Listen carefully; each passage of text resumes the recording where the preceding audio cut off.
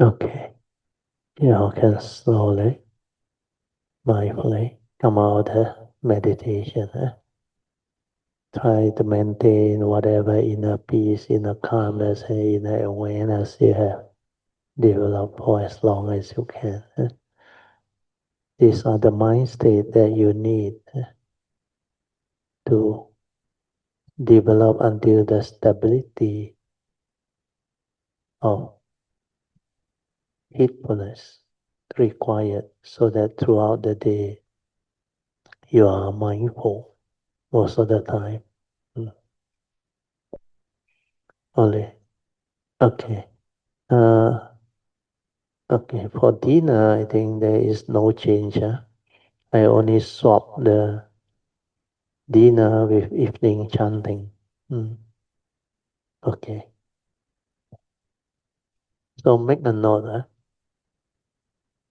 5:30 to 6 o'clock, supposed to have dinner, but we have to swap with 6:30 to 7 o'clock. Yeah? So the evening chanting, we will have it earlier. Means after our this 4 to 5:30 Q&A, followed by review of meditation reporting to develop the proper understanding of the cultivation, the Dhamma, and the meditation as taught by the Buddha. And ask me any question regarding the meditation, the Dhamma, and real life application of the Dhamma. Yeah. Okay. So now we'll open up. If you have any meditation experience to report, you can put up your hand. And also, whatever question you may have, you can also make full use of this period or this slot to ask me.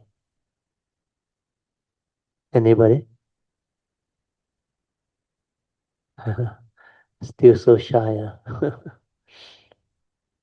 Okay, never mind.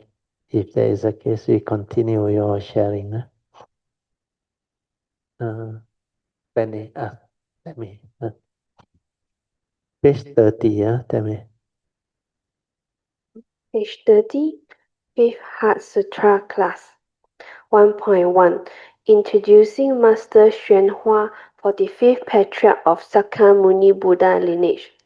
In 1948, after 3,000 miles of travel, Master Xuanhua reached Nanhua Monastery near Canton and received the wonderful mind-to-mind transmission of all Buddha from the Venerable Master Xu Yun and became the 45th Patriarch in the line of succession from Sakyamuni Buddha. Master Xu Yun is also the teacher of Master Bo Yuan, the late abbot of this Mahayana Vihara, Wubin Jinse. 1.2 Introducing the late Venerable Master Xu Yun, 44th Patriarch in the line of succession from Sakyamuni Buddha. Xu Yun was born on 26 April 1840 in Fujian, China, and passed away in 1959 at the age of 120. He is one of the most influential Chan masters of the past 2 centuries and arguably the most important in modern Chinese history. Unlike Catholicism and other branches of Christianity, there was no organization in China that embraced all monastics in China, not even all monastics within the same sect. Traditionally, each monastery was autonomous, with authority resting on each respective abbot. This changed with the rule of the Communist Party. In 1953, the Chinese Buddhist Association was established at a meeting with 121 delegates in Beijing. The meeting also elected a chairman, 4 honorary chairmen, 7 vice-chairmen, a secretary-general, 3 deputy secretaries-general, 18 members of a standing committee, and 93 directors. The 4 elected honorary chairmen were the Dalai Lama, the Panchen Lama, and the Grand Lama of Inner Mongolia and Xu Yun himself. Chu Chan is less well known in the West compared to Japanese Zen. The teaching of Xu Yun has persisted within Asia, and he is still a major figure of Pure Land Buddhism in East Asia. Outside of China, the influence of his teaching is strongest in Southeast Asia, particularly in Vietnam and Burma and Myanmar, as well as in Americas, where his teachings were transmitted through well-known monastic students such as Venerable Xuanhua and Venerable Jidin Shakya and Venerable Fo Yuan Shakya. 1. Middle Age and Enlightenment. At the age of 43, Xu Yun had by then left the home life for more than 20 years, but he had not yet completed his practice in the path. He had not repaid his parents' kindness, and so he vowed to again make a pilgrimage to Nanhai, from Fahua Temple all the way to Chi Peak at Mount Wutai, or Five Peak Mountain of the Northwest, the Bodhi Mandala of Manjushri. He made one full prostration every 3 steps. He prayed for the rebirth of his parents in the Pure Land.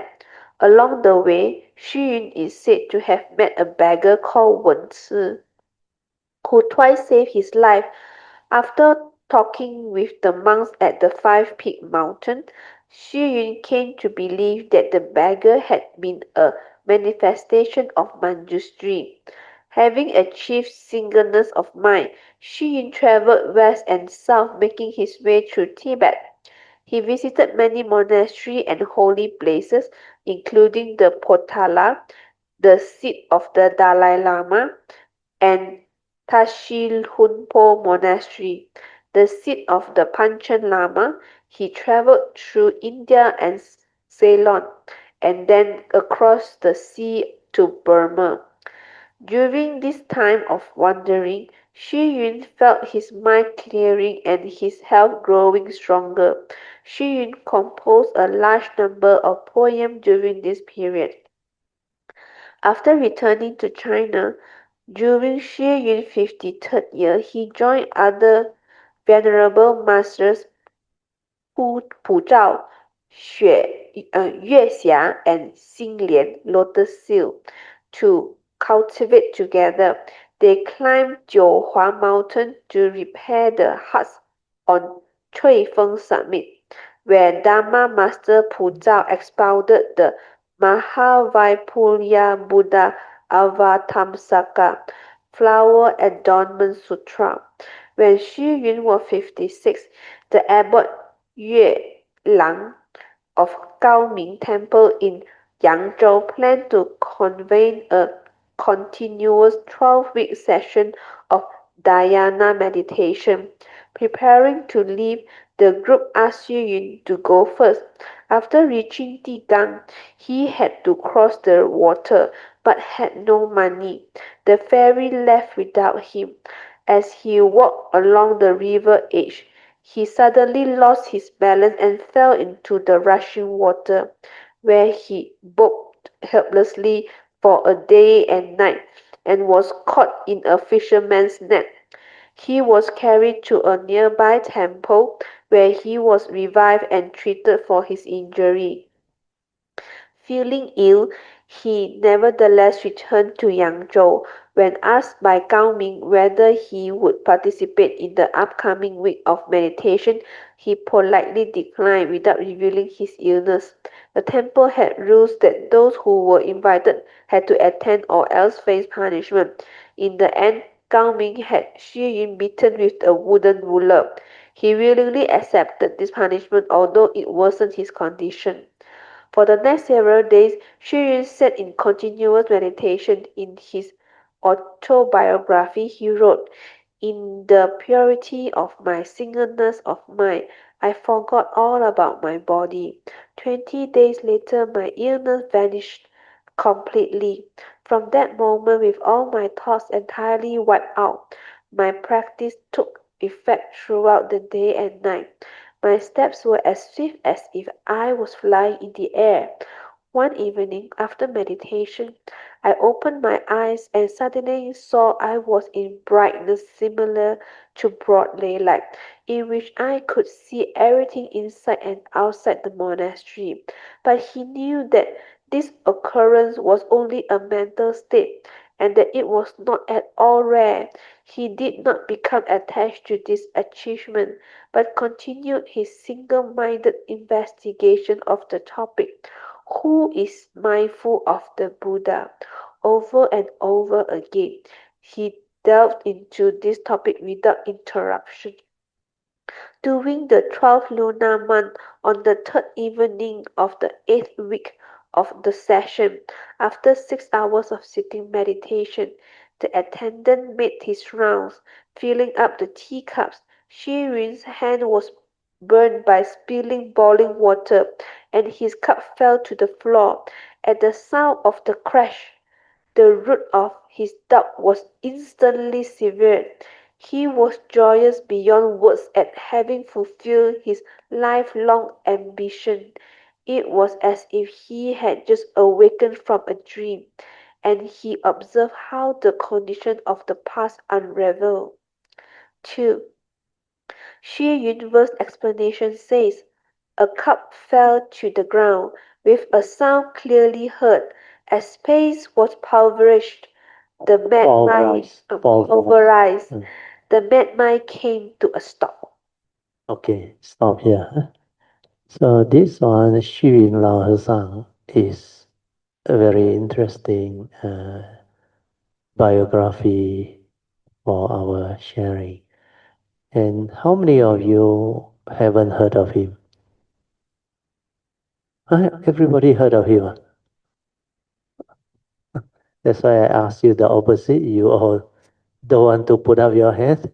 Uh, so now ask again. How many of you have not heard of him?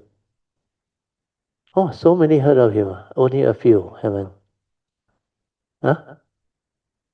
He is a very famous monk, 120 years old. And he got a very peculiar biography. It seems when he was young, he was from a wealthy family. Uh, but he was the only son, I think. So the father forced him to get married, but he wanted to become a monk. So finally he married two, I think. Uh, but the two also agree, marry in name only. But he wants to be a monk. You go and see the video. I think there's a show on how he actually, uh, his biography, how he finally become the famous Xu Yin Lao Hazang. He is 120 years old. He lived very long. Although he realized his enlightenment quite late, 50 plus, but because he lived 120 years old, so he still, after his enlightenment, he lived for almost 60 over years. Yeah. And he was very famous because he is responsible for the formation of what the Buddhist monastic in China is all about. He was the one that went all over China and repaired a lot of temple, although it was not easy. He actually suffered a lot. From the story, you have already been told how he fell into the water. It was actually a river. Then he bloated for 2 days, one over day, I think, almost 2 days, one day and one night. Then the fishermen caught him, but luckily he didn't die. So they brought him back, put him in the temple, and he recovered. Then he went on back to that monastery. They supposed to have a long meditation retreat, but because of his condition, he couldn't actually attend. So he asked for permission kindly not to attend. But the rule is such, if you already invited, If you accept and decline again, you will be punished. That's why he got into big trouble. Yeah. But what is interesting is he meditated until he has a lot of psychic ability. Oh, middle of the night, when he opened his eyes like broad daylight. So this manifestation, as you all have heard, is called in the Theravada tradition the 10 defilement of insight. Uh, and this 10 defilement of insight can trap cultivator. So if you think all this state, like the manifestation of light, is called obasa. You associate it with special meditative experience and you equate it to enlightenment, then you can be trapped in this type of experience. That's why they call it defilement of insight. It's actually a good progress, a state of mind that is wonderful after developing that type of meditation, which is mainly energy field type, where you develop very deep concentration, absorption and all those things. So what happens is, sometimes for Theravada tradition, more common type of seeing light illumination is the nimitta that you see. That one is quite common. Then sometimes it's like Shurangama experience. He can like walk very far, like can fly, feel very light. Then like throughout the day, mindful away. But the trouble with cultivation is, like he described, luckily he knew that these are not what they call something very rare that you should be able to equate it to enlightenment, because they all under the Mahayana tradition, they have studied the 50 Divan Samadhi that is explained in the Shurangama Sutta, Leng Yan Jing, Wu Si Ying Mo. According to Shurangama Sutta, Leng Yan Jing, each and every aggregate of our mind can manifest 10 defilement, or what we call Mara. So this 50 deviant samadhi is a type of samadhi, but it's not the one that bring about enlightenment. That's why we call it deviant. But they are very, very powerful meditative experience that one can encounter or manifest and develop the like transformation. So despite all this, luckily he knew that is not the way, that is Divan Samadhi, but he continued with his cultivation. Then what happened is he investigated who is mindful of the Buddha. This is based on a Gong'an. You heard of Gong'an or not? You never heard of Gong'an? The Zen have a famous Gong'an teaching where he gives you the inquiry so that it can like point you towards the inquiry that can lead to enlightenment. So one of the famous one is 谁在念佛? Who is reciting the Buddha's name? Or in this particular case is who is mindful of the Buddha? So he continued to inquire, you see. So when he continued to inquire, he doesn't know how to relax into it and silence everything and let the nature arise and let the understanding from the nature develop the transformation or insight so that he can awaken. So what he did is he like keep on trying to inquire, like want to know. So that inquiry, if you done it that way, it will not lead to enlightenment, awakening. Because it's thought based. The thought want to know. The thought want to develop the understanding. What you should do is, when you receive the Kong-an, like contemplation, you just throw it up and inquire. Once you inquire, after that, you don't hold on to it or attach to it or cling on to it. Just like the second turning wisdom. Why did the Buddha say birth is suffering? Old age, sickness, and death is suffering. Then all the other related reality are suffering. So the inquiry will allow you to develop the second turning wisdom if you don't hold on to it. You just reflect. Why is birth suffering? So what must you reflect? Huh? What must you reflect? You must reflect and recollect on the birth process, isn't it? Mindfully recall the birth process. Then as you recall or recollect, then all of a sudden you will come to a point where you realize, oh, no wonder the Buddha said birth is suffering. Especially if you have the experience of, not to say as a man you cannot give birth, you know. So you cannot really understand the process, but you can witness it, understand? And you can through life experience learn about it. Then as you recollect, actually not easy. Yeah. Maybe during the olden day easy. Huh? Like my mother delivered almost 9 or 10 of us.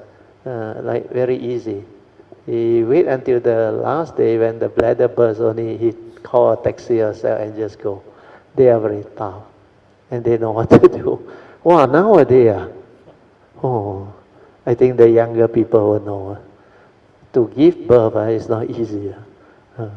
And most of the modern housewives, I think, they are not as tough as during my mother's generation.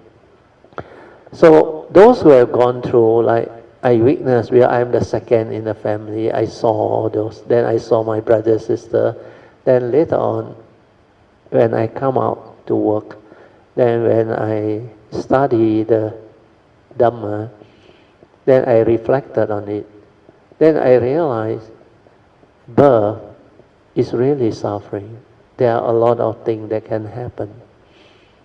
Because we always assume that the ideal birth, of course, everybody look forward to what? The full moon day, to become parents, to become grandparents. You only look at the wholesome or smooth sailing aspect of birth, understand? But you have not really encountered a situation where there is complication during the birth process, before the birth process and during the birth process. Then if it's so bad until the ONG doctor or specialist came out and tell you, you have to make a decision. You want to save the child or the mother? That is the dilemma. Understand? That's why that is very traumatic and that can bring about suffering. Then the attachment, the grandparent, the parent have expectation of their first child, especially the olden days Chinese tradition. The first baby, if it's a boy, worth a lot more. So all this will manifest. But if the birth got complication, the in-law suffer. The parent also suffer. The grandparent and all those that have relationship with you also suffer. So when you recollect the birth process, then you see the reality of life and existence and how all this can bring about suffering through delusion. When you don't understand, you attach You cling. That one will give you wisdom. So likewise, when you contemplate who is reciting the Buddha's name or mindful of the Buddha, 谁在念佛? You don't go and hold on to the thought and keep on wanting to know, understand? No? You reflect. Then you inquire inside, understand? Within. Who is that I that is chanting? Is there a being that gives rise to the chanting? It's just like your thought. Yeah? The thought. Is there a thinker behind the thought? I ask you. Yeah? How many of you say yes? Huh? Nobody. You have to ask the opposite. How many of you say no? So those who say no, I want you to explain. Why there is no thinker behind the thought? Not logical, isn't it? Society always talk about logic, isn't it? Huh? They say there must be a thinker behind the thought, isn't it? Otherwise, how can you think? How can you manifest thought? You mean the mano? Huh? There is a thinker behind that create that thought. The physics experiment already explained to you, isn't it? Everything is based on nature's condition, isn't it? When the conditions are all in proper order, you on the switch, the light bulb light up, understand? It's natural. So do you think you need to have a thinker to create thought? You think there is a God behind your thinking? That's why find out, investigate. This is meditation. Use your pure awareness to find out. Then you realize, even through simple logic, you know. The baby, newborn baby, no thought, understand? Why? They cannot create thought. Because there is no brain with the memory, understand? With the knowledge, with the conditioning. So if you understand this, then you realize thought arises through memory. Thought is respond to memory. Then through your awareness, you realize if it's something not in your knowledge, not in your memory, you cannot label it. You cannot give it a name. You cannot create a thought out of it. Understand? Then when you silence your mind with the inner awareness, then you realize all of your thoughts, they are dependent originating, condition arising, causal phenomenon. That's why I saw it. So what happened is, yesterday I teach you the 12 link, Paticca Samuppada.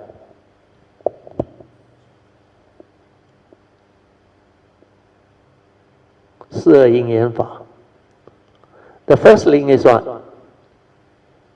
Avijja, Paccaya, Sankhara. What is avijja? Ignorant. Very good. What is Sankhara?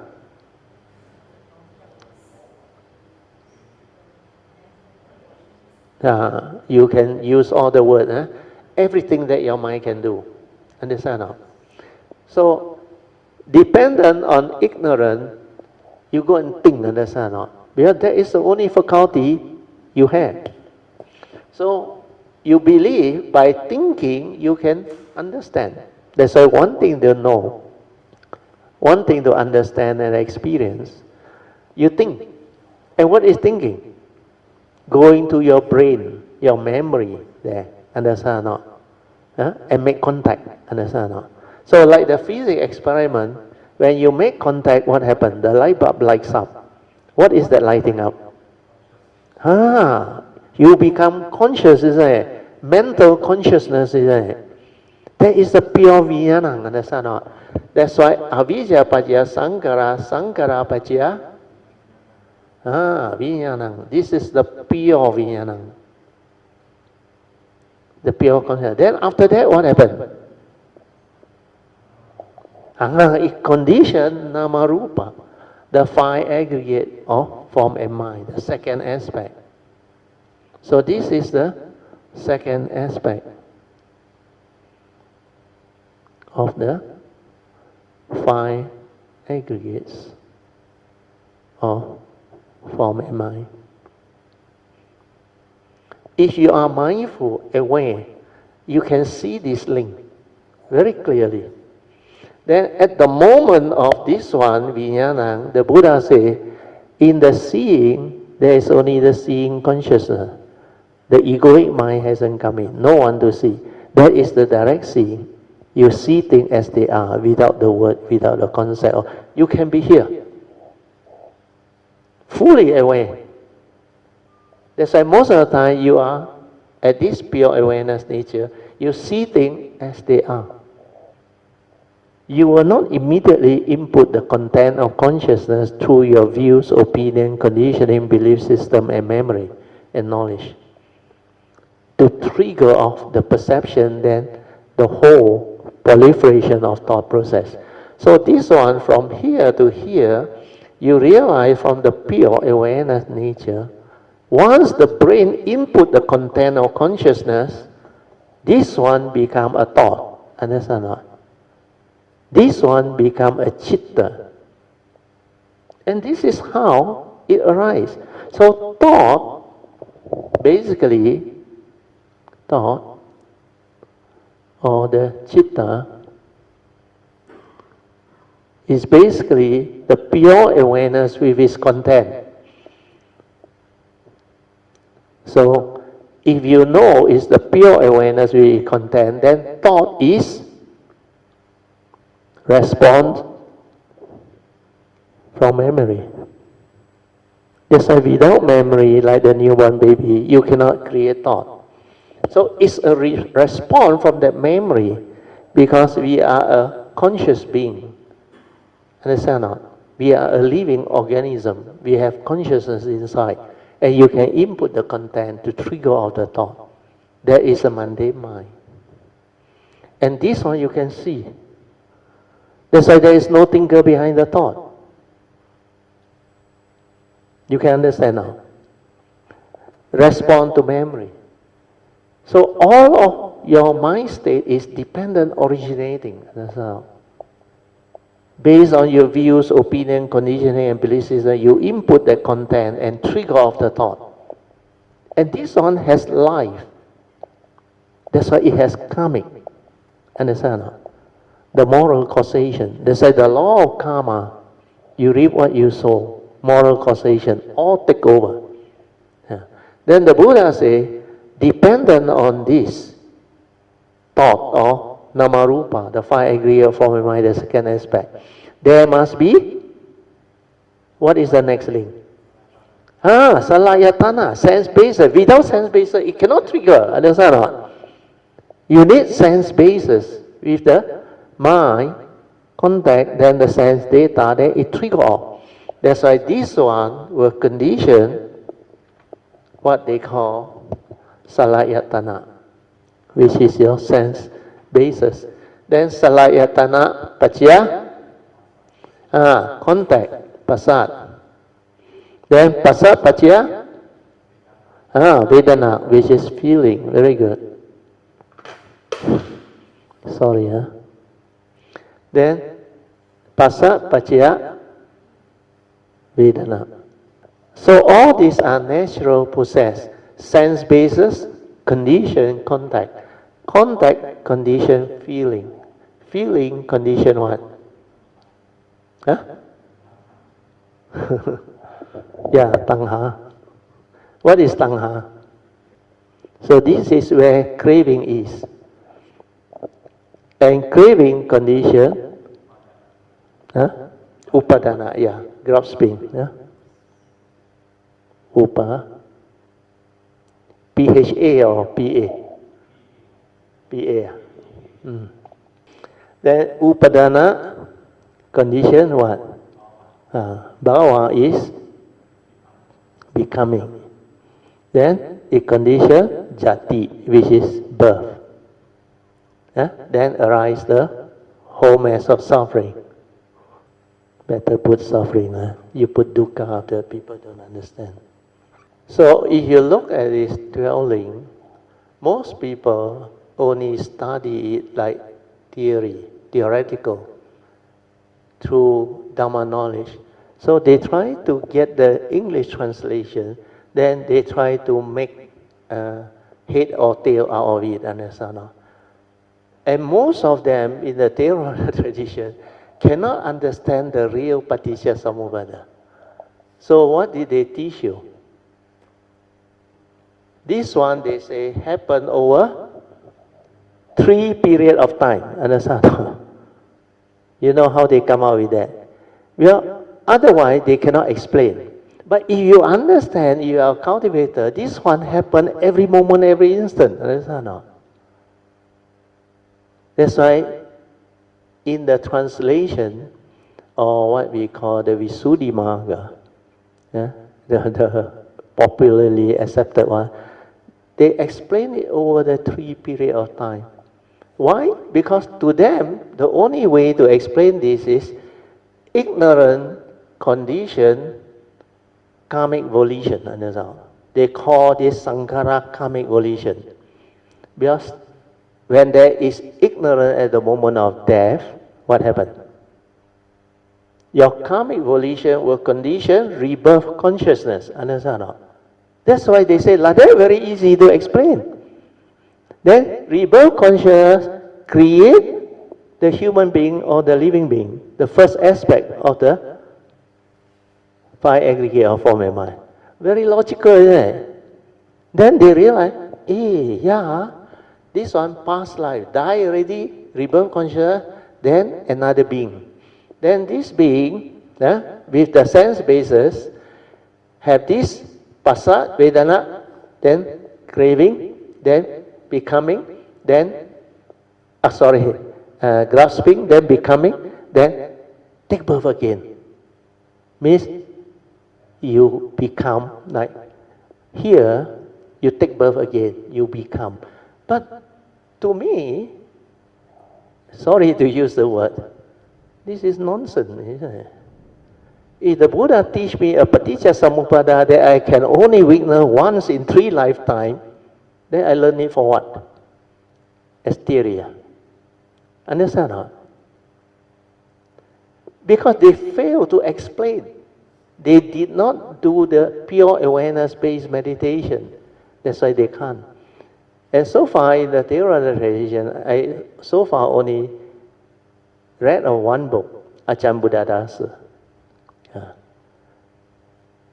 He is my teacher's teacher, Ajahn Yandra's teacher. He is the only monk who dared to say the Paticca Samuppada is not over the 3 period of time. He also believed in the instantaneous one, spontaneous one, but he didn't really explain it. But he believed that is it, and he teach it that way. Otherwise, it got no meaning. So what is happening is, you don't know how to develop the inner awareness or mindfulness to witness all these links, then you cannot understand. The actual one is like what I explained to you. Every moment of consciousness before you become enlightened, you have avijja, isn't it? And because there is avijja, you don't understand. One thing to know, one thing to understand and experience, what do? You go to your memory to think, understand or not? Like all your problems, you think, believing that by thinking, it can solve your problem. Of course, worldly problems, sometimes it can. But psychological, mental problem, you cannot. Understand? You become cuckoo. Understand? The more you think, you enter depression. The cocoon of thought give rise to depression. So what happens is, you make contact with the brain, this one trigger of mental consciousness. Then you input the content. This one got moral causation. That's why all the wrong thought, most of them are wrong thought. Seldom there is right thought, free of the evil root. So when wrong thought went in, what happened? Thought that condition your fear, worry, anxiety, sorrow, lamentation, suffering, phobia, everything. The negative aspect of your consciousness. So this psychological memory move. And when it move, the Buddha say, dependent on this, there must be sense baser, otherwise it cannot arise. And when the sense baser is there, the Buddha wants you to use your mindfulness to see that there is contact. The mind must make contact with the sense basis for it to trigger off the mental feeling. Understand or not? Because consciousness, when they arise in the what they call Vedana Nupassana, or the second foundation of mindfulness, under Vedana Nupassana, the teaching explain feeling there are three types. The first one is what? Pleasant feeling. Second one, the opposite, unpleasant feeling. Then the third one, neutral feeling. And this is what is taught. So a lot of Theravada tradition cultivator very gullible. Oh, mindfulness of feeling, yeah. Oh, I feel good, pleasant feeling. I feel horrible, unpleasant feeling.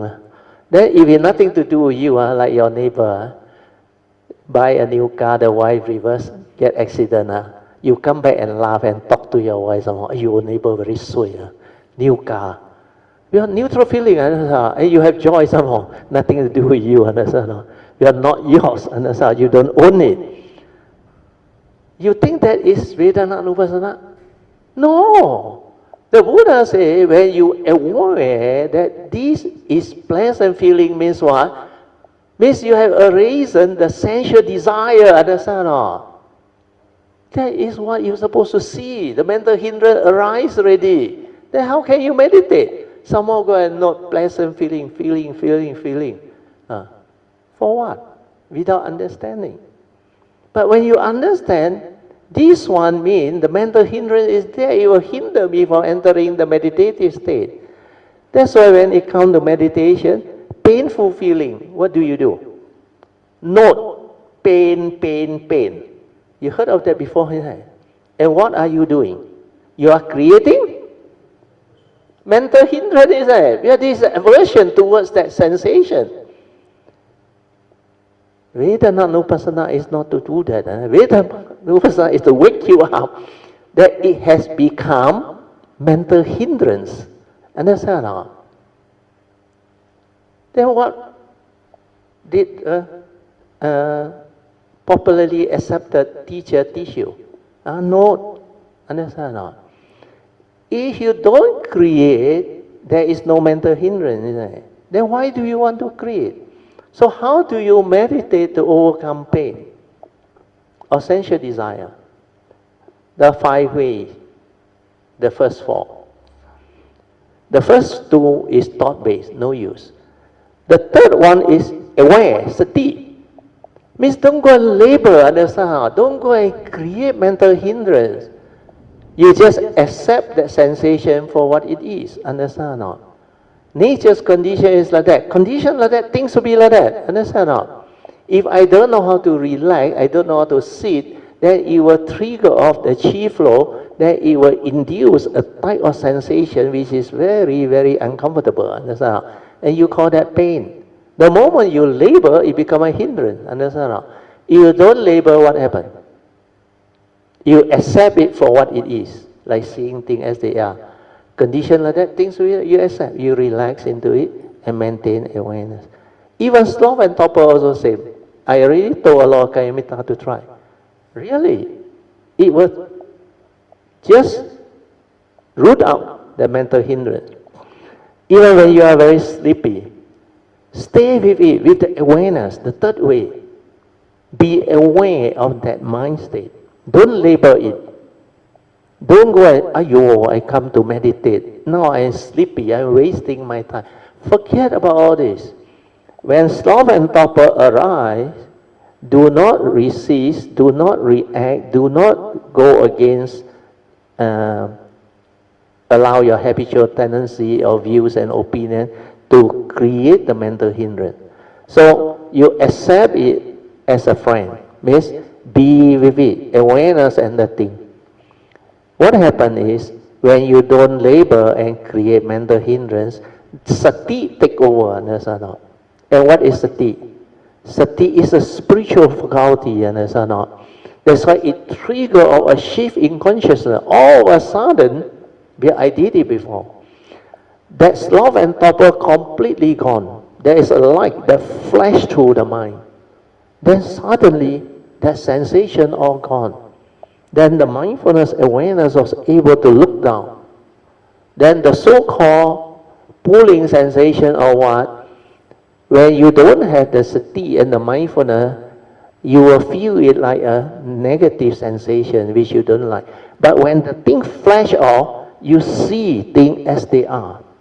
That so-called pulling sensation is without word. Then you realize when you know how to relax the chi flow, then that so-called painful sensation is gone. So when it comes to the other, just now I mentioned before this one, the sloth and torpor is what? Sensual desire and ill will is that. Let's say anger is a ill will, understand? A very strong craving, desire, understand? When you are aware that this mind state has arisen, if you don't labor, accept it for what it is, and silence your mind and stay with it, find out what happened. I can tell you. I did it when I was doing my training in the year 1989. I saw both the mind state of sensual desire, you will dissolve, like anger, hatred, emotion, very strong inside, because when certain things trigger off, you become emotional. Then you aware. Then what I did is I silence my mind. I don't feed it with any more thought energy. I don't go and think anymore. I just silent, relax, maintain awareness. Then the very flowering of that emotion or that thought is the very ending of that thought. That's why sati will bring about understanding, the dissolution of all this dependent originating mind state. That is how you meditate, understand not? So you're supposed to develop the awareness that there will be contact with the sense basis, and during contact, the first thing to arise is Vedana. Under the, what you call Abhidhamma, the seven universal, you remember? Contact is one of them. Feeling is one of them. Then from here, the feeling, when you stir your mind, react, there is craving, like and dislike. This one come out. And when the craving arrives, not so bad. Then later on, your craving becomes so strong, it becomes grasping. It causes you to grasp and want the thing. Understand or not?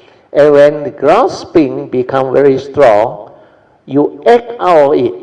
This becoming is you act out of it. Understand? Means you become that thing. Take for example, your lust. Understand or not?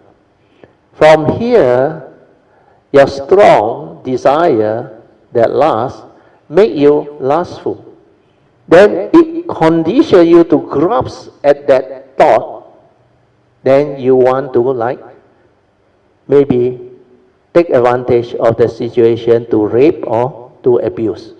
So what happens is, when you do that, from this grasping, you manifest into becoming. You become the lustful person, understand or not? And when you become the lustful person, you commit that karmic negativity, what happens? Means you take birth. That birth is your karmic negativity. And once you take this birth, which is karmic, it will arise a whole mass of suffering. You understand? This is what the real paticca samuppada is. That's why when I was developing the mindfulness and the understanding in 1989, I saw all this. That's why I dare to tell you all that the teaching is not what the traditional teaching is explaining to you. So now do you understand? Can follow or not?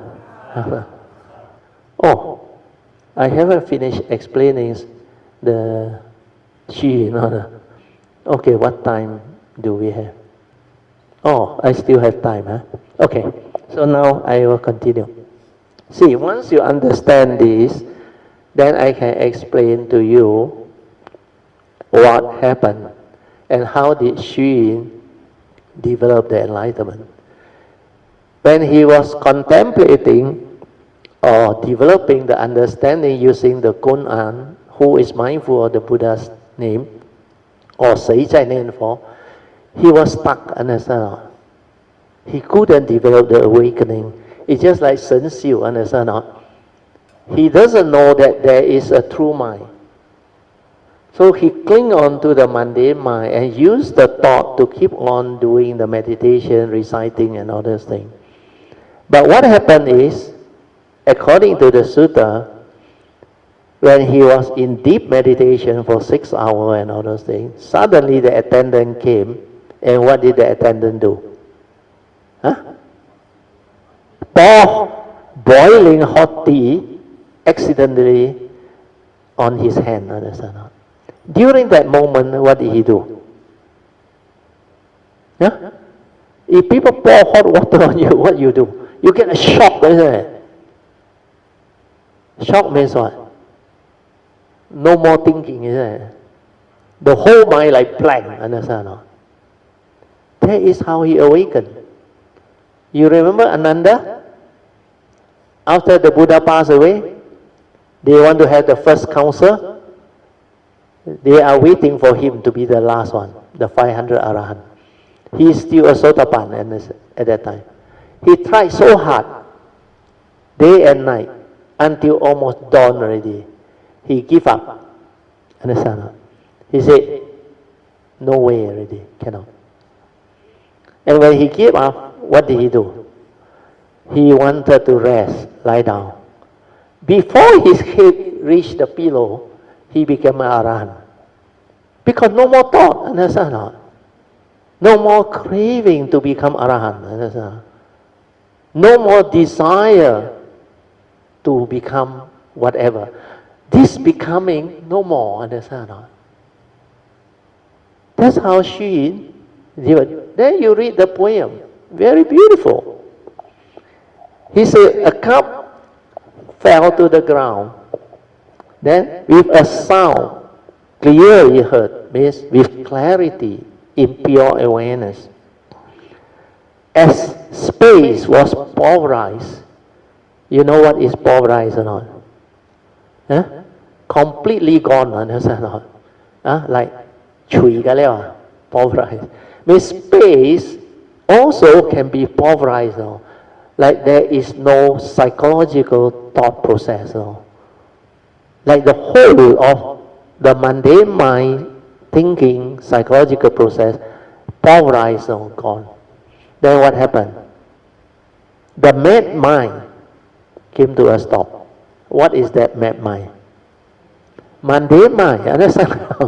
That mad mind is the monkey mind that has the delusion. Suddenly this fellow come to a complete stop, cessation, understand? That's why during the cessation, before it happened, before it become like the pure awareness cease, he heard the cracking sound of the cup, understand? And that is the one that trigger off the awakening. That's why the direct seeing things as they are, what they call insight in the phenomena. This is what will happen. Anything can trigger off. Sometimes during the Buddha's time, he also explained, there is a group of monks that went somewhere to meditate. Then they want to come back and ask the Buddha. When they reached the monastery, before they go in, there was heavy rain. But because they were already trained in sati, mindfulness, all those things, they already aware. Then during the heavy downpour, what happened? When it hit the ground, the heavy rain burst, understand? There and then the direct seeing, the monk, a lot of them become arahant. It's not when you meditate, cross your leg and all those things. It's when you are completely relaxed and aware, then things can happen. It can trigger off any time. And you read all the biography of Ajahn Chah, it's the same. He was doing walking meditation. Can you use the mic? I can't hear you. Yes? Sorry about that. Yeah, Emily. I think Venerable Ananda's too the same, isn't it? He couldn't get during Buddha's when Buddha was around. He didn't get any Yeah. He was not able to go beyond Sotapan. That's right. That's why I say when they waited for him to become Arahant, so that he can feel the 500 Arahant first council, Buddhist council. Yeah, that's right. He couldn't. He did until towards the end he gave up. When he gave up, no more craving, the mind blank, then he lie down. Before the head touched the pillow, he became an Arahant. Yeah. So all these are triggered off from the silent mind. Correct. That is without thought. So now you understand. Don't go because she kena burned by the boiling water. Next time you go retreat, you tell the attendant, hey, bring the boiling one. You go and try. I wish you luck. If you don't have the parami like she is ready for all these things, don't try, understand not? You realize the rain very heavy or not? All this understanding is not easy to come by. So here, the poem that Xun actually recite after he gone through that awakening, that's why he know he has awakened. Not all those things that happened before him. When he see bright light, all those things. These are defilement of insight. Deviant samadhi, not the real wisdom. That's why meditation, enlightenment is not what people think. Oh, very strong, very heavy. They rejoicing out there. So this understanding, I hope, can help you all. Okay. Yun Chan, yes. You were talking about Ajahn Chah, how did he enlighten? Oh, I didn't finish. Yeah. He was doing walking meditation. He was not meditating, And you know what happened? Suddenly, he decided to lie down and rest. After the walking meditation, he was very mindful, aware. Then you know what happened? Suddenly, he heard a neighboring village, very loud drum, celebration. At the moment he heard that, the silent mind went in, went in through the gateway. Then all of a sudden, when he came out, he understood everything. You think Ajahn Chah meditate? He didn't. It's like Eckhart Tolle, same. He was in depression. Then suddenly, one day he was contemplating and reflecting. He said, I cannot accept what happened, he said, because he realized the priest lied, he said. Almost everybody lied, including himself. He also lied. And you know what happened? At the moment he said, including himself, he also lied. He realized there are two personalities inside him and himself. One cannot accept the other one. Then all of a sudden, that one trigger of enlightenment. He immediately completely space pulverized because he has cultivated before. Then that thing manifests and he went in deep. Then when he came out, you go and read the book, Power of Now. You know what he said? The whole world different. He has been staying in his room for so many umpteen years now. And yet the moment he come out, Like everything is so pristine, no? Like he haven't seen all these things before, no? That everything is silent still. Then that time he got no Dhamma, nothing. He doesn't know that that is enlightenment now. So what happened was he gave up his PhD course and all those things. Then after that transformation, the awakening, he sat in the park for 2 years, no? Until people see him so serene, so calm, they talk to him, no? Then only they come to realize that he is very wise, no? You ask him anything about any religion, he can talk to you, he can explain to you. Well, he understands. That's why the moment you awaken, like the fifth patriarch say, you can spontaneously answer whatever question. So there are many examples. So with all this understanding, you will not become gullible, believing that you must like diligently meditate or do all those so-called verbalization or chanting or whatever. Not to say they are of no use. You must understand how they bring about the spiritual faculty for you to develop the direct seeing, awakening and transformation. And then chanting useful. Then all the meditation technique or whatever useful. But the real trigger is the silent mind. Understand or not? So knowing this, why you waste time on all the thought-based meditation and the method and technique and do all those things? It doesn't mean that you do that, you cannot. Like the Buddha, he also followed the Alara Udaka, he also developed all the jhana, but he know that it's not what he wants. That's why finally, because he passed underneath the Bodhi tree, after the milk rise, then the causes and conditions fall into place, then he connect and he awakened. And this is how enlightenment can be realized. Only by the silent mind, not by the mundane mind, by the true mind. That's why you must realize your nature.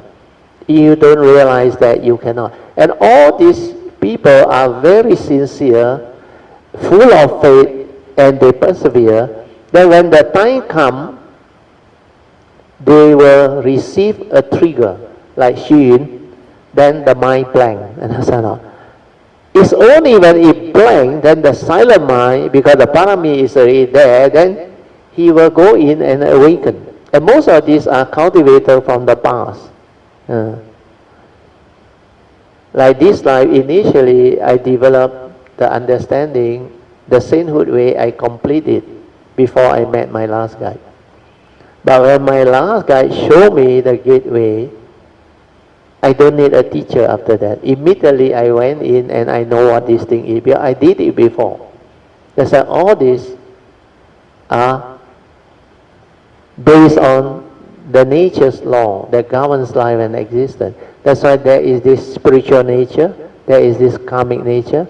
Both are nature that you inherit from your aeons and aeons of birth and death and cultivation. So hopefully with this understanding, it will give you the new understanding that you will not cling on to the traditional gullible way. You work so hard for what? Torture yourself for what? Like I say, you come to retreat not to torture yourself. If you torture yourself, you're wasting your time. You might as well stay at home, have a cup of coffee. Understand? No? Then relax on the bed, silent. You progress better. Understand? No? But a lot of this, like the Buddha say, there must be causes and conditions behind. So you need to actually go through the training. But when you understand, you become very different. You progress very fast, differently. Then you can share with people. But the problem is, this is not popularly accepted, and not the conventional type. You haven't heard of another. So most of you, gullible. Who is Brother Theo? No robe, nothing, no title, nothing. Lay person, no. Monk also cannot do it, no. You think lay person got a chance? You think like that? Too bad lah. But they can't hear you. We are all the rain. During Buddha's time, there are lots of lay people who achieve enlightenment as well. Yeah. Yeah? The most famous one is what? The Sujat? No. The lay person that become Arahant one. Actually, he was an Anagami first. It was a lady, wasn't it? No. There's a man. Woman. Oh, man. I know lady. Wong, no, not. There is a monk. Sorry, lay person, monk. Sorry, not monk. A lay person. I think I know. I also forgot his name already. Huh? No. Basaji? No. Something like. Ayo, I forgot the name already. Huh? Who? No, not Vimalakiti. No. There is another one. You remember, this guy, he at first was following a Brahmin. Yeah. So he became the Brahmin's disciple. And the Brahmin received a lot of donation and support from him because he respect him. Yeah. Then later on, he met the Buddha. Then when he met the Buddha, he listened to the Buddha and he became an Anagami, understand? Then what happened was, he didn't come to that Brahmin's temple for a very long time. Then after a long period, he wanted to help the Brahmin. He come back now. So this Brahmin very happy. You see, so and so, he has come back. Means he left the Buddha, you see. Then he was so happy, He talked to the disciple, you come and listen. We asked this lay person why he come back.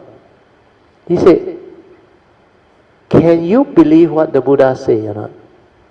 He said, because the Buddha mentioned about the cultivation, the true mind, the silent mind, the pure mind, and so on. Then he asked that so-called lay person, he said, can you believe such thing? It's like very weird one, Because that type of teaching is beyond thought, beyond mind one. But there is no mind one. So he asked, do you believe? And the lay disciple replied, no, I don't believe. Wow, he was very happy, the Brahmin. See, this previous disciple also don't believe. Yeah. Then you know what happened? That lay person, he tell the Brahmin, because I have realized it, I don't have to believe, you see.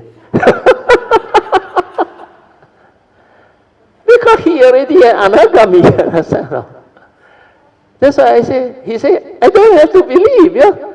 There is no such thing.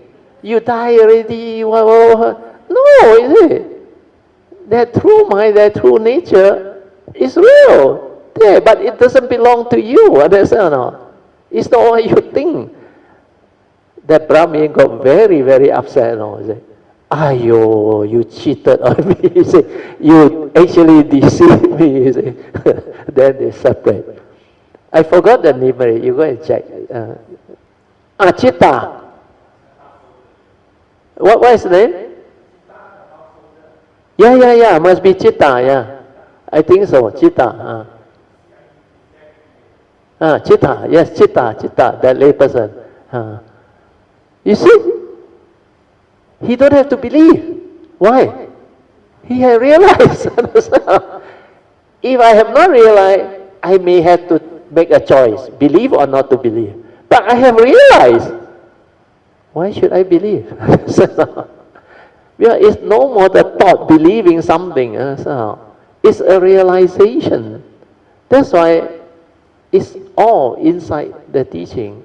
And you can see them being shared by the Buddha all over the teaching.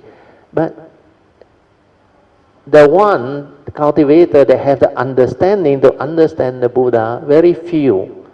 That's why over the 2,600 years period, what happened? If the teaching is still authentic and according to what the Buddha has taught, then what will happen? Huh? Like the scientists, when you break through, come out with a lot of good understanding and theory, you progress very fast, isn't it? That's why the last 30, 40 years. But what is happening is, even the tradition, Theravada tradition, I think there is a monk in Myanmar. I think they wrote this book. Nowadays, you can find a Sotapanna, you're very lucky already. Like very rare. So what is happening? During the Buddha's time, you read the sutta, suddenly the fire sermon, don't know 1,000 or 10,000 of the disciples all become Arahant now. Understand? No? Just the fire sermon here. Then according to Reverend Suvano, in the heaven, a lot more, millions, become enlightened. And lay people also, suddenly the Buddha say, he has developed the awakening. He is, even the lady, the queen, burned to death one. He's already an anagami and all those things. And a lot of them are through hearing during that time.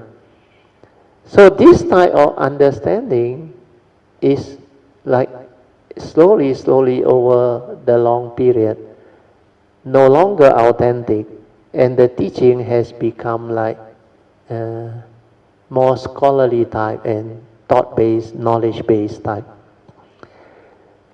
And because of that, you realize they cannot find more and more enlightened beings. If the teaching is still what it is, potent, there will be a lot of enlightened beings, understand? Then there will be no such thing as Dhamma ending age. You heard of it, isn't it? Even in the Sutta is mentioned, the Buddha. He said first 500 years after he became Sammasambuddha, the Dhamma is very pure. Very pure. Still very good. A lot of enlightened beings. But the second 500 years, a lot of problem already. That's why you have all the attachment and clinging to what? Method, technique, and teacher. No longer what the Buddha say, because the disciple asked him, with your passing away, who shall we follow as the next teacher?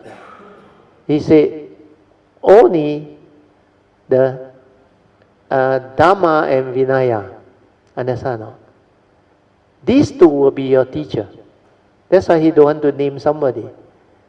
That's why you see how the Dhamma ending age deteriorate until less and less understanding. Then the second 500 year not so bad. The third 500 worse. Then the fourth 500, now the fifth 500, you see what is happening. The deviation. Even during the time of the Buddha, he taught Anapanasati. You all know that he started with Anapanasati. Then in the four foundation of mindfulness, the first category of Kayanupassana also Anapanasati. But then it has become, certain tradition has say, you do Anapanasati is samatha. You heard of it, isn't it? You must do that type, which is their method. That one you do is vipassana. But that so-called method, the Buddha never do, understand? The Buddha never do, become vipassana. The Buddha do one, become samatha. Then what is samatha? What is vipassana? That's why the new teaching, somebody come out, samatha vipassana. And you have all this division happening.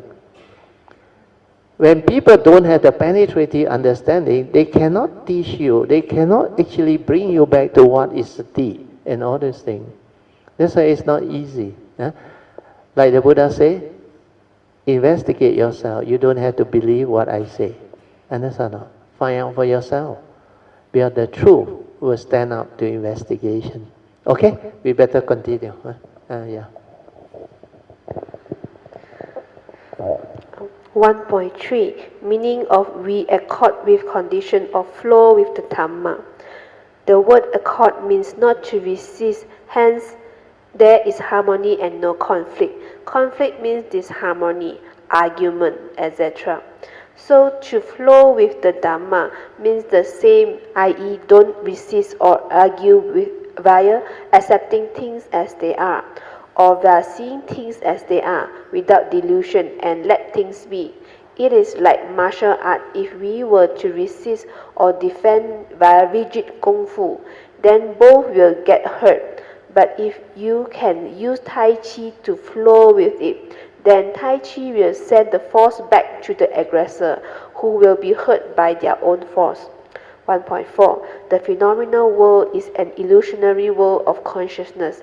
Definition of phenomenon.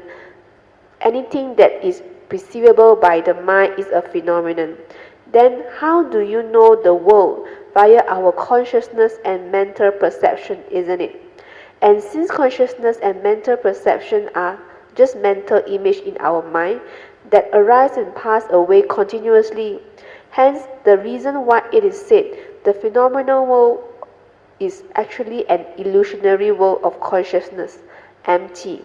The Mahayana also got a very famous saying, perception of form is consciousness, whereas its non-perception is wisdom.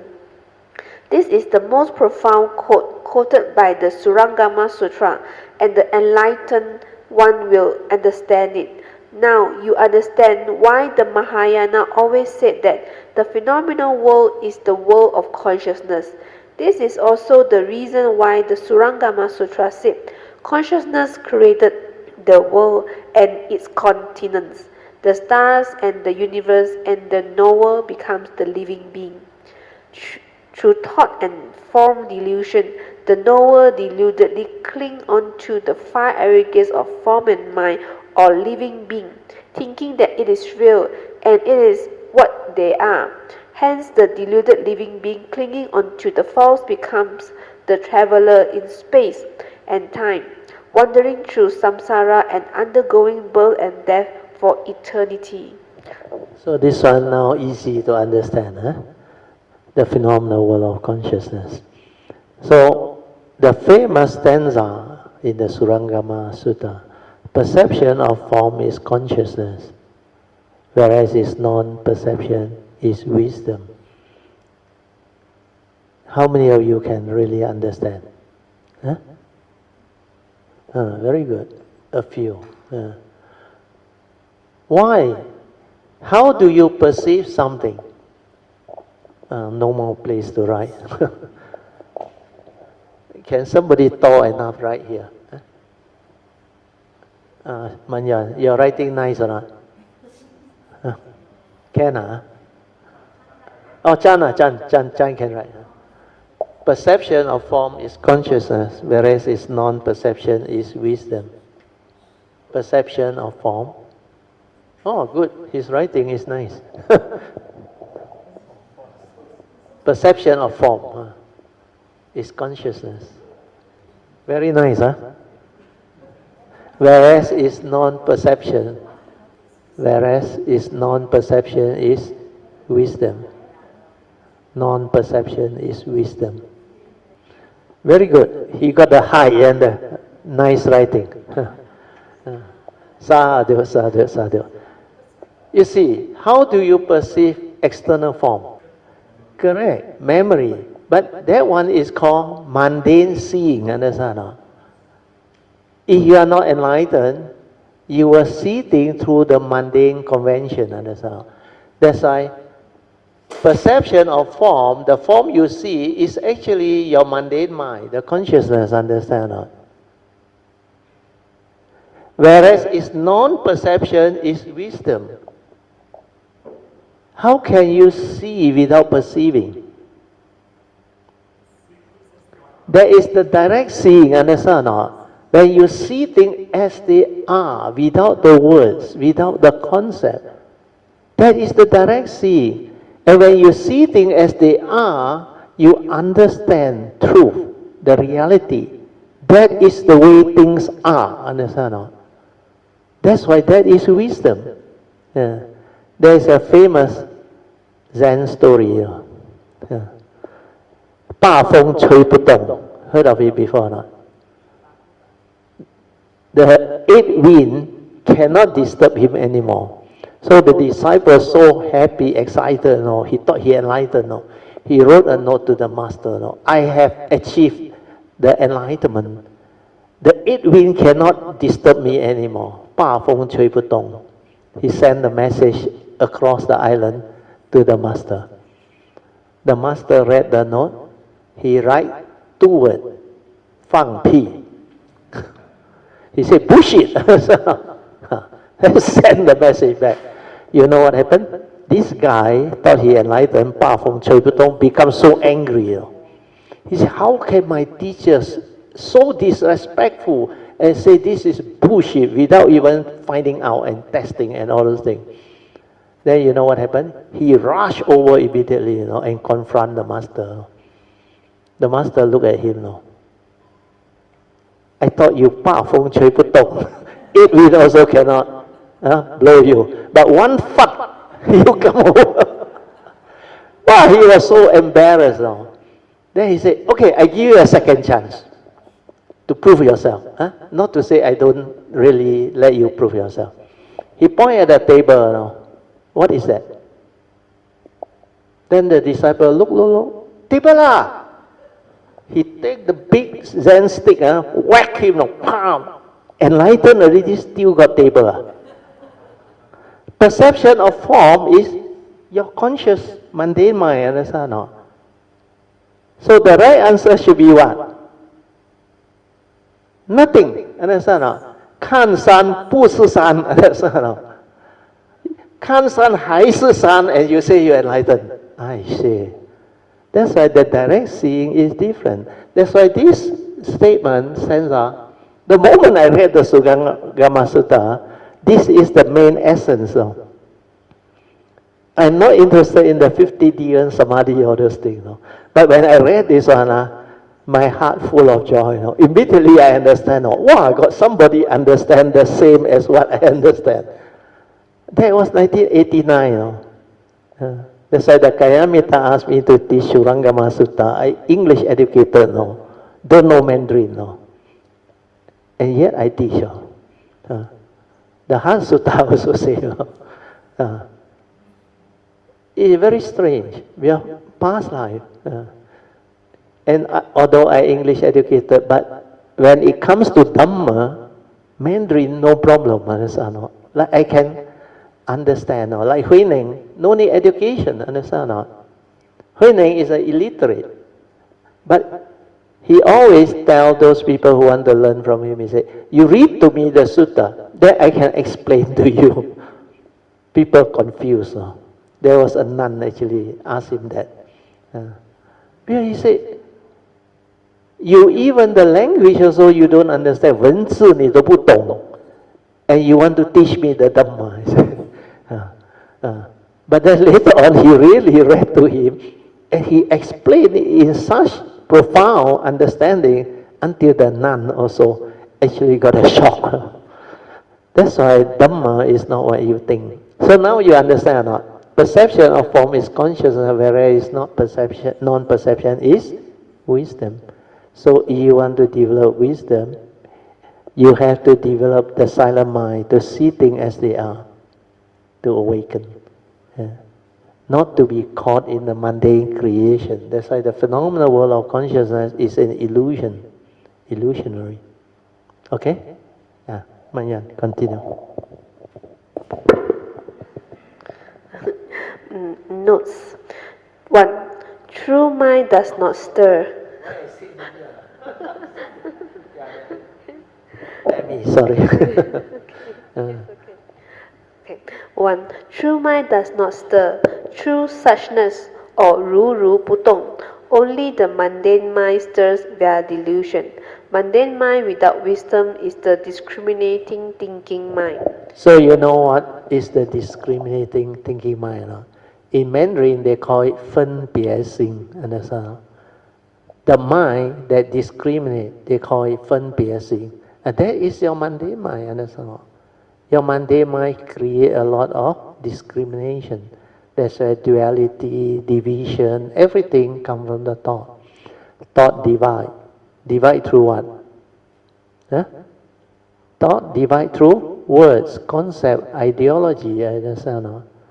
They come up with the word, the ideology, like democracy, communism, or what. Then they come out with the word race, they divide, religion, they divide, understand? No? So this is how thought has the power to deceive, delude, and cause conflict, misunderstanding, and even war. Well, through words, through concept, through ideology, it creates the division. That's why mundane mind, full of duality, when you don't have the direct seeing, the wisdom to awaken to all this, then you cannot overcome form delusion, mind delusion. That everything you come to perceive through your senses, the phenomenal world of consciousness and form has power over you, can cause you delusion. Now you understand. That's why you will never develop the understanding of how profound the Dhamma is, the Buddha's teaching is, until you penetrate and awaken. So now, hopefully, with all this sharing, you can develop better understanding. Okay? 2. Definition of hallucinatory. Thinking that it is real, but it's actually not real. So this one easy to understand, isn't it? The English word not bad, no? What is a magician? The other English word? Illusionist. The magician is an illusionist that create illusion for you to see. You understand? No? So what did the Buddha mention about consciousness? The five aggregate. Consciousness is like a what? A great magician, understand or not? It creates illusion for you to see. So the illusionary world of consciousness, the illusionary phenomenal world of consciousness and form, that is the illusionary world, not real, not what you think, understand or not? Every now and then also grouse cling, fight, and go to war for it. Over what? Ideology. Right now, a lot of war. Oh, yeah, tariff war. Yeah, tariff war. But he is the way he is, don't worry. Accept him for what he is.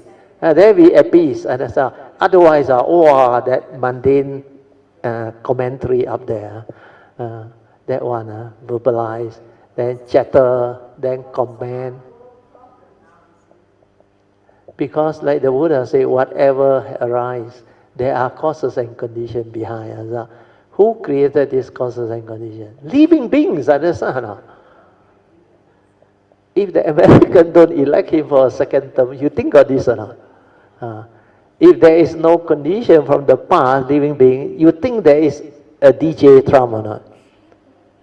If you have all this, like Hitler and all those things, they are meant to be. Because the human consciousness condition all this to arise.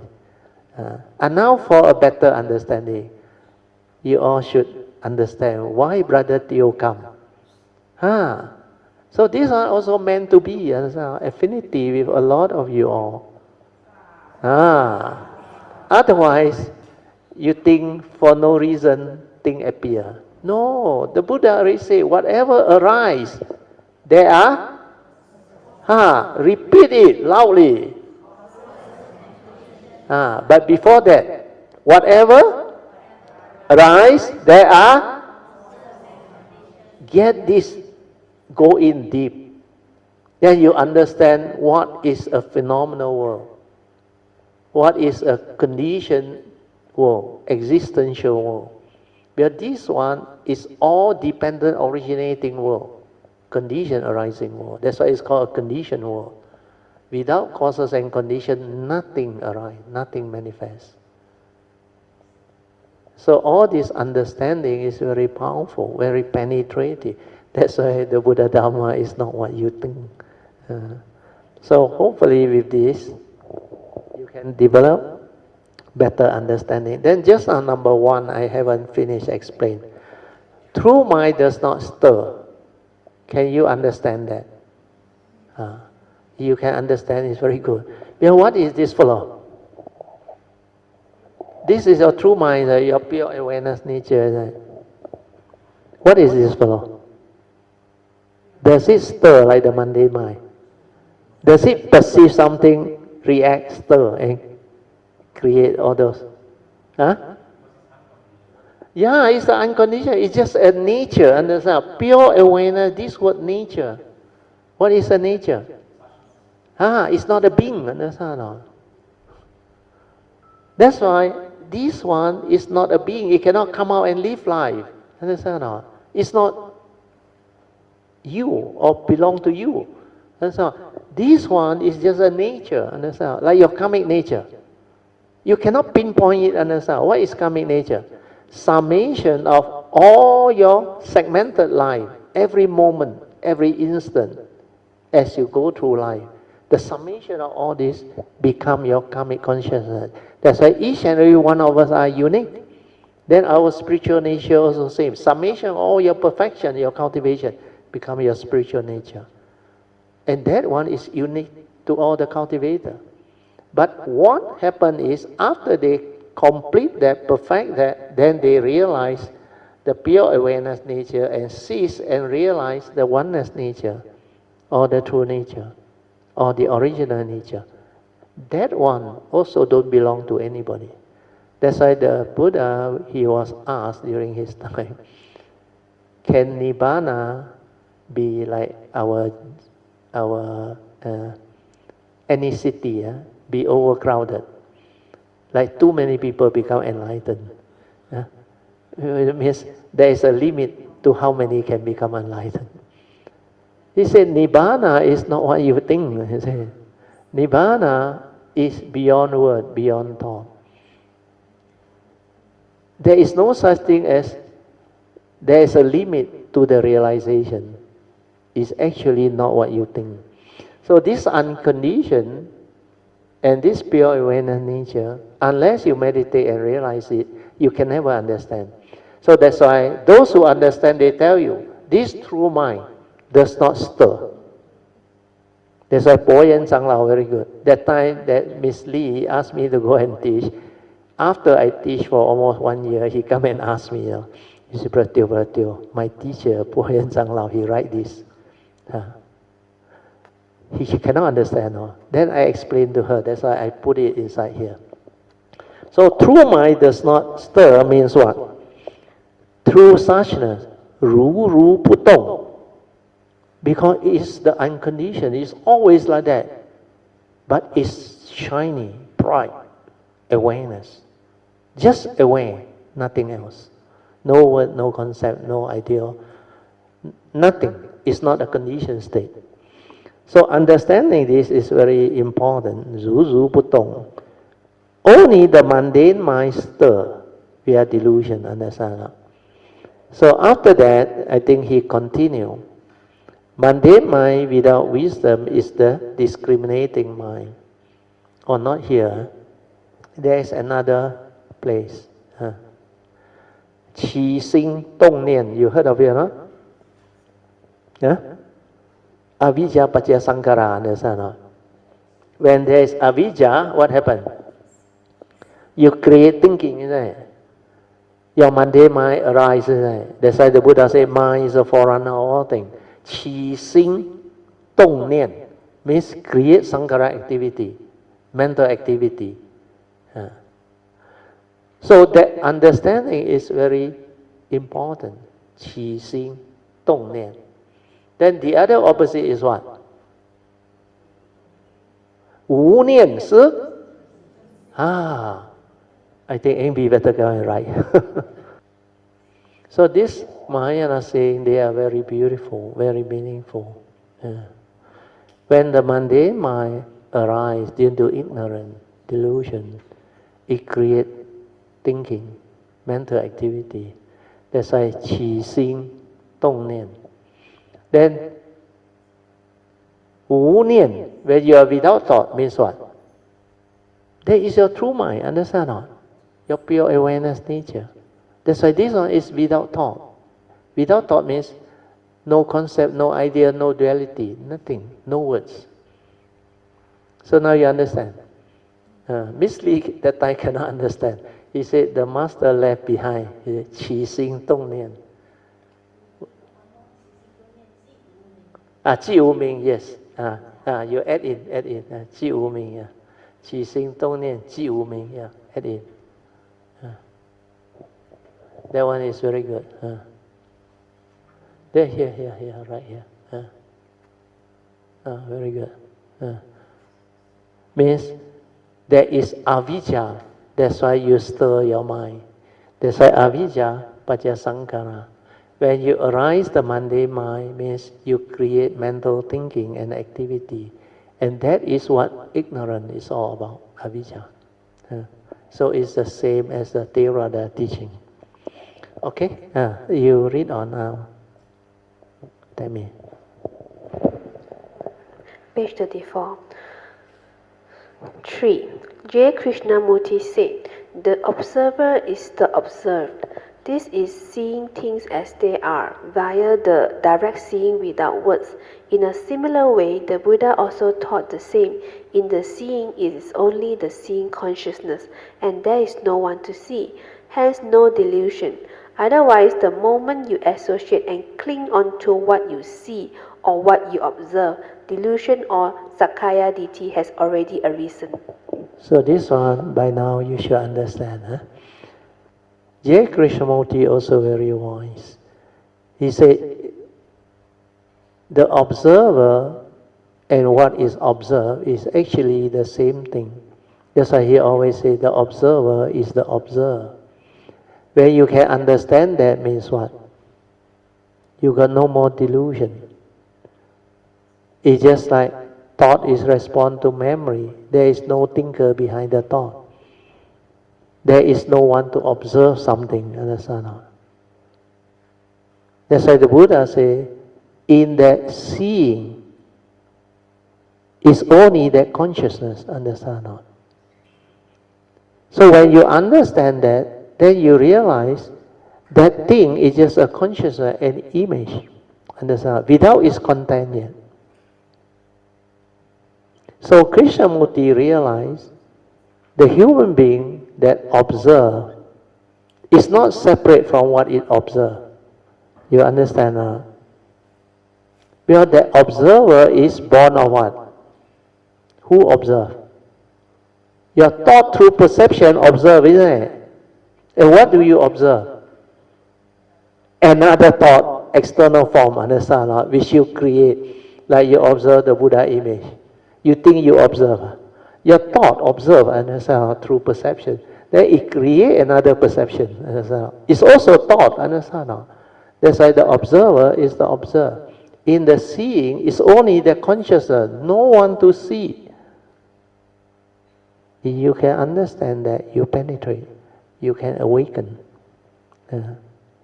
So this understanding is very profound. We are seeing things as they are. That's why the Buddha also understands. We are the direct seeing. In the seeing is only the seeing consciousness, no one to see. Both are pointing towards the same teaching, the same truth. The observer is the observed.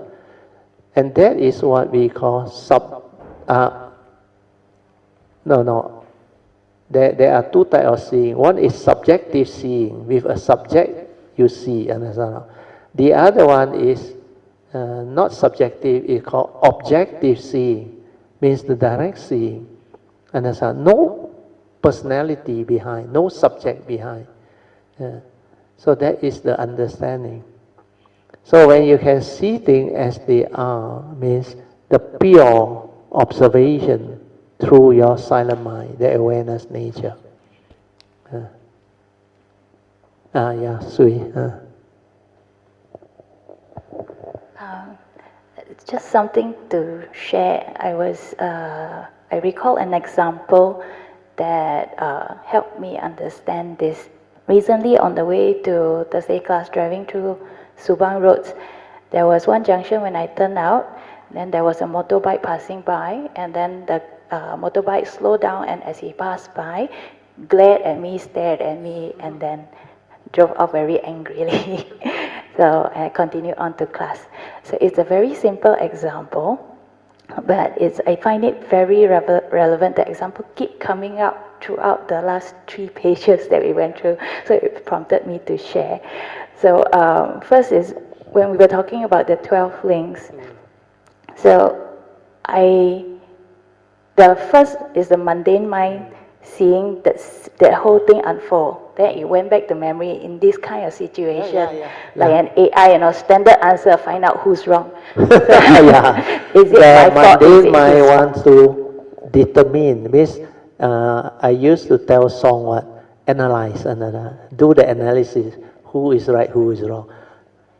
Justify also. It's not about right and wrong. Thing is just the way it is. He like that, he will do things like that. And so then you, being the independent party, how you understand it will make a big difference to your life. That's why she learned.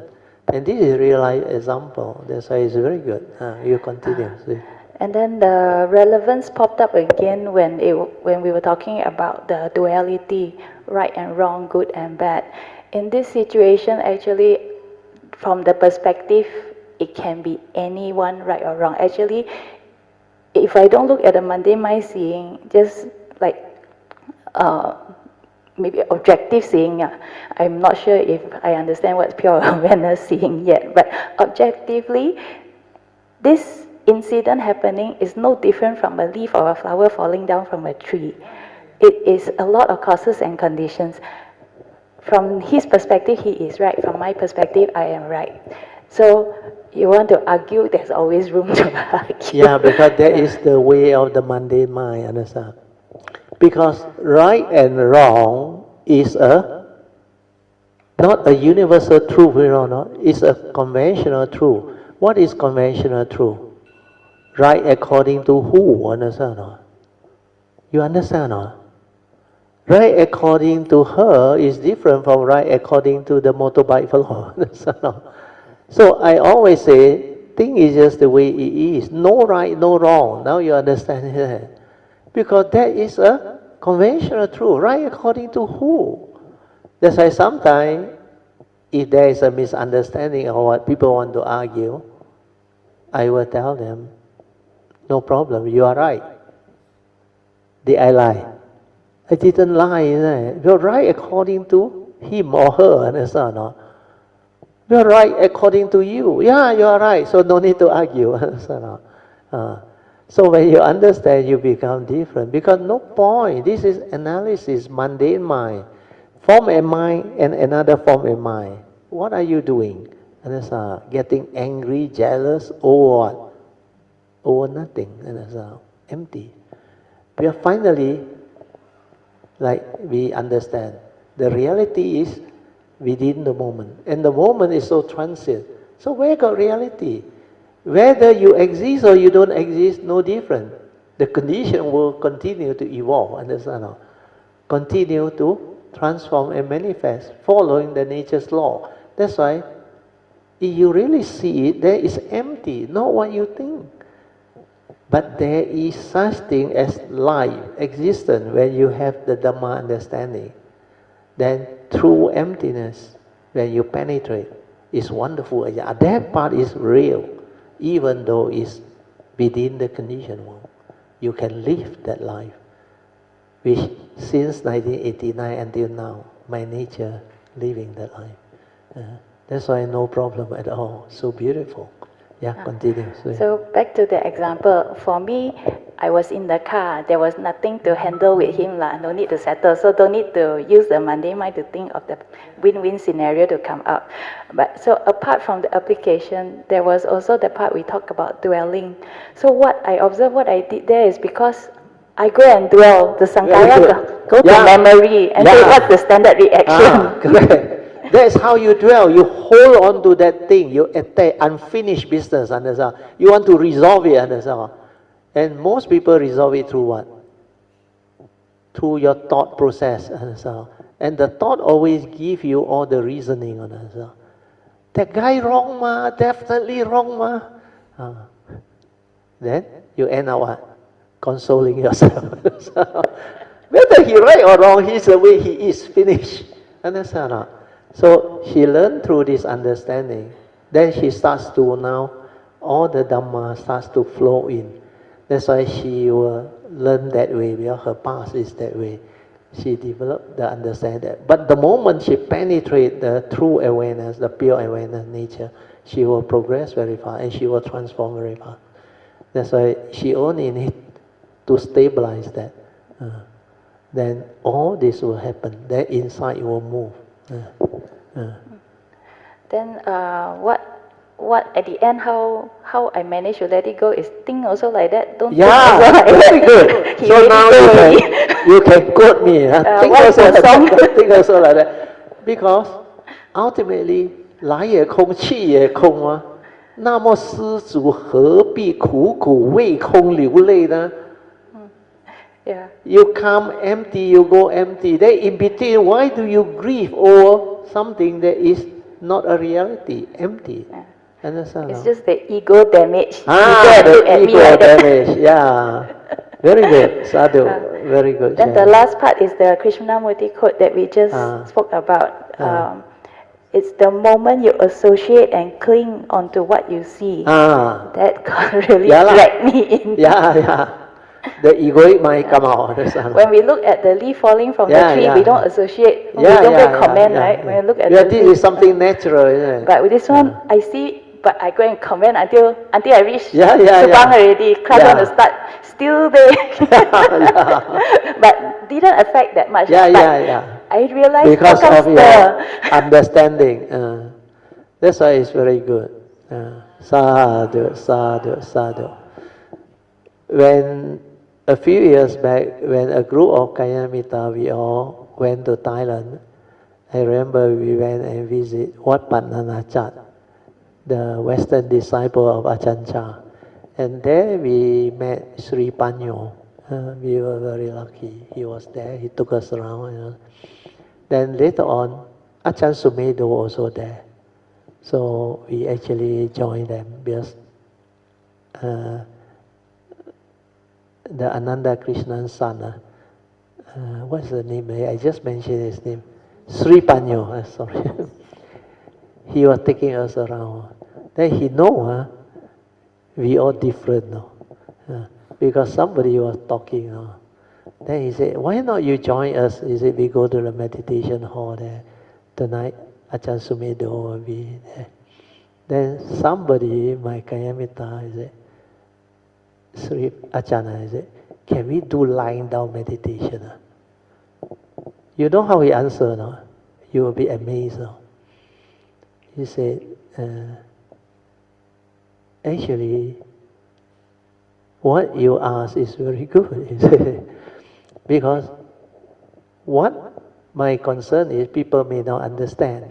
So you go there, you do that, it may create unnecessary misunderstanding, and very weird and not popularly accepted or a convention.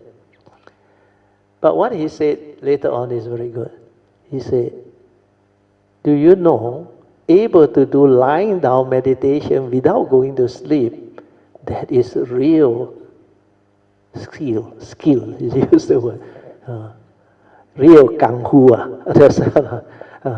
Means you can maintain awareness without sleeping. That is the true cultivator of the way. That's why the Buddha said lying down is also a posture for you to meditate, the four posture. Then later on, we went there. Of course, we didn't do lying down. Then Ajahn Chah, what Ajahn Chah no more. Sumedho, Ajahn Sumedho, he came. Then there was some question, understand? Then he asked something, I forgot already. Then I decided to put up my hand now. Then I was sharing how when we were there, we were asked to sweep the leaf, isn't it? Sweep the leaf. So we all know that you have the understanding, you sweep mindfully, understand? Means you don't sweep with your thought having aversion, understand? I come here to meditate, I come here to receive all the Dhamma, and now asking me to sweep the leaf.